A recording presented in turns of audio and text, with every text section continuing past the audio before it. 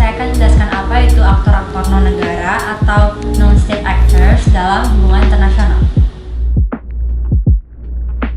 Aktor-aktor non-negara atau non-state actors atau NSA merujuk pada entitas yang bukan negara dan biasa memiliki pengaruh yang kuat dalam panggung internasional atau sistem internasional.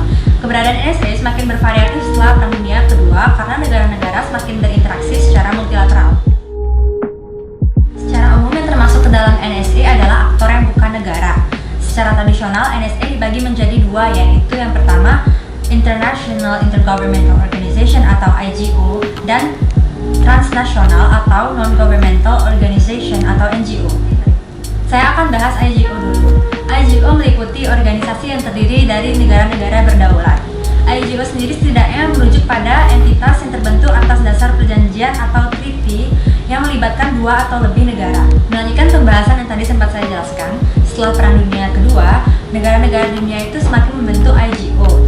IGO muncul dalam menghadapi adanya interaksi multilateral tersebut. IGO dibentuk untuk memperjuangkan kepentingan nasional masing-masing negara anggota melalui kesepakatan multinasional untuk menghadapi ancaman, masalah, atau tantangan yang tidak bisa dihadapi oleh negara sendiri.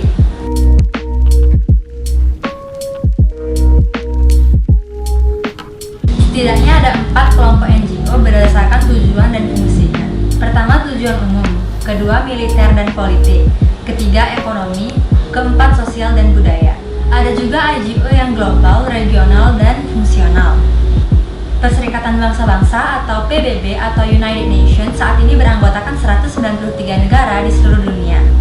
Association of Southeast Asian Nation atau ASEAN saat ini beranggotakan oleh negara-negara yang berada di kawasan Asia Tenggara.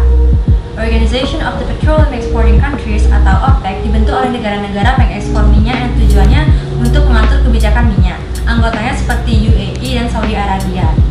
IGO biasanya memiliki kantor pusat dan stafnya dan juga biasanya mengadakan pertemuan-pertemuan reguler.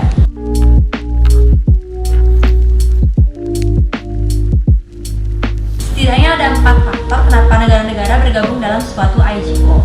Pertama, adanya imbalan ekonomi seperti kemudahan transaksi ekspor-impor atau perbaikan taraf perekonomian.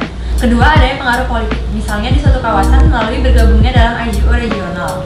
Ketiga, adanya kepentingan keamanan, entah itu collective security atau collective defense. Keempat, mempertahankan atau meningkatkan demokrasi. Misalnya pada Myanmar yang mengalami transisi demokrasi setelah bergabung ke dalam ASEAN. Setidaknya ada 2 alasan mengapa negara tidak bergabung ke dalam IGO. Pertama, hilangnya kedaulatan seperti terjadinya Brexit. Kedua, manfaatnya tidak cukup besar. Selanjutnya ada NGO. Organisasi non-pemerintah atau non-governmental organization atau NGO merujuk pada kelompok maupun organisasi yang anggota dan aktivitasnya melintasi batas nasional atau transnasional dan tidak didirikan atau tidak terdiri atas negara bangsa. Mereka bisa saja adalah kelompok individu atau bahkan pebisnis. NGO tidak memiliki ikatan legal terhadap suatu teritori sehingga mereka adalah aktor yang benar-benar transnasional. Kemunculan NGO bisa dikatakan lebih baru dibandingkan dengan IGO.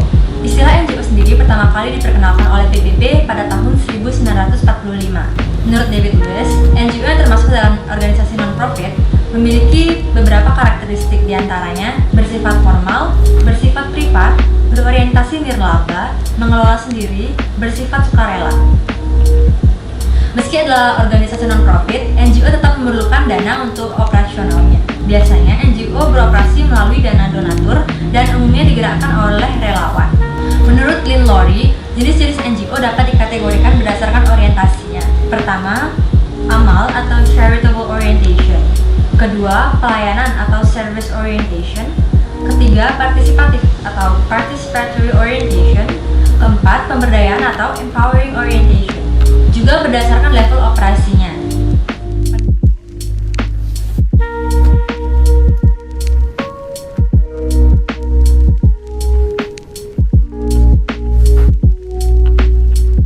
Contoh-contoh NGO diantaranya yaitu ICRC atau Doctors Without Borders. Seiring perkembangan zaman, globalisasi dan keberadaan interdependensi ekonomi antar negara di dunia, muncul aktor baru yang pengaruhnya semakin kuat dalam ekonomi politik internasional, yaitu Multinational Corporations atau MNC. Setelah Perang Dunia Kedua, eksistensi MNC semakin penting dalam HI. MNC adalah sebuah perusahaan yang beroperasi di beberapa negara, tetapi dikelola dari satu negara atau home country-nya. Biasanya MNC memiliki kantor pusat cabang-cabang di negara lainnya. Saat ini MNC merupakan aktor utama dalam bisnis internasional. Potensi ekonomi yang ditawarkan MNC memiliki pengaruh di tingkat domestik maupun global. Pengaruh yang ia berikan secara tidak langsung mempengaruhi politik ekonomi internasional. Kira-kira mengapa MNC yang latar belakangnya bisnis bisa mempengaruhi urusan politik ekonomi internasional dan tidak bisa lepas dari HI? Secara umum, pengaruh MNC dapat kita lihat dari dua sisi, yaitu kuantitas dan aset. Dari segi kuantitas, jumlah MNC terus meningkat, aset MNC nilainya dapat lebih dari GDP negara tertentu. Budget usahanya juga dapat melebihi APBD negara-negara kecil. Beberapa MNC, katakanlah General Electric dan Exxon, aset kumulatifnya dapat melebihi kekayaan Malaysia, Thailand, dan negara-negara lainnya. Bahkan kekayaan MNC Industrial Commercial Bank of China atau ICBC berada di peringkat pertama Forbes pada 2014 dan melebihi GDP Inggris.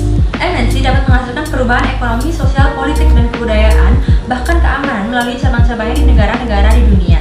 Kelompok teroris dapat dikatakan sebagai NSA karena mereka dapat menjadi ancaman potensial bagi keberadaan negara bangsa dan perdamaian dunia. Mereka mempengaruhi eksistensi negara bangsa karena mereka mampu mendelegitimasi konsep kedaulatan negara dan struktur sistem internasional. Secara umum, mereka menjalankan aktivitasnya dengan sarana terorisme, dan inilah mengapa eksistensi mereka semakin krusial dalam HI. Terorisme menurut Paul Smith adalah aktivitas yang melibatkan tindak kekerasan atau tindakan lain yang membahayakan hidup manusia, properti, atau infrastruktur dan ditujukan untuk mengintimidasi atau memaksa atau mempengaruhi jalannya suatu pemerintahan melalui penghancuran massal, pembunuhan, penculikan, atau penyanderaan. Artinya mereka bisa melakukan sabotase infrastruktur, membunuh tokoh politik penting, memusnahkan suatu etnis, melakukan serangan lain yang dapat digolongkan sebagai soft targets dan hard targets. Contoh kelompok teroris yang cukup krusial yaitu adanya ISIS.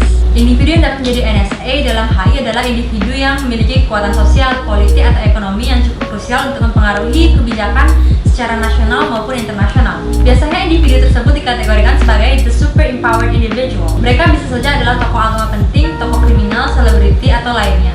Salah satu individu yang secara nyata pernah mempengaruhi hubungan internasional adalah George Soros, seorang investor. Ia berhasil menghasilkan nilai tukar mata uang pound sterling dan disebut memiliki pengaruh yang kuat di kalangan pemimpin-pemimpin dunia. Kelompok kejahatan yang dapat digolongkan sebagai NSA adalah mereka yang bergerak secara transnasional. Kelompok kejahatan merupakan salah satu entitas yang bergerak dengan terlibat dalam aktivitas kejahatan atau aktivitas ilegal lain secara transnasional seperti human trafficking atau bisnis narkotika ilegal. Mereka bergerak dengan cara yang tidak legitimate. Banyak dari mereka juga bergerak dengan persenjataan atau kekuatan politik yang besar sehingga mampu mempengaruhi kebijakan atau keputusan di level internasional.